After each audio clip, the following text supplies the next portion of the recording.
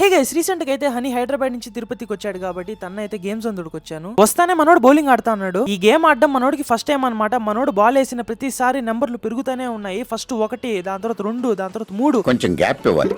గట్టిగా ఏసి 2 చేతులు వేడెక్కిపోయినట్టున్నాయి. వాడే ఉద్దేశంతో అన్నాడు. ఈ గేమ్ లో కనుక మనం ఫస్ట్ వచ్చామంటే మనకైతే ఇంకొక ఛాన్స్ వస్తుంది. సో మనం అయితే గెలిచి ఫ్రీగా ఒక ఛాన్స్ కొట్టేద్దాం. ఇంకా చెప్పినట్టే మనమైతే ఫస్ట్ వచ్చేసాం. గట్లు ఉంటది మనతోని. ఇంకా మనోడు బైక్ కాసేపు దోలి మళ్ళీ కార్ మీదకి పోయిండు. ఇంకా కార్ దోలేటప్పుడు ఉసుకుమంటే గోడను గుద్దేస్తాం అంటే దాన్ని ఏం గుద్దుతావు బై, మనం గుద్దుకుందాం రా అని చెప్పి కిసింగ్ కార్ సుడికి వచ్చేసా. ఇంకా మేమంతా కలిసి బాగా గుద్దేసుకున్నాము.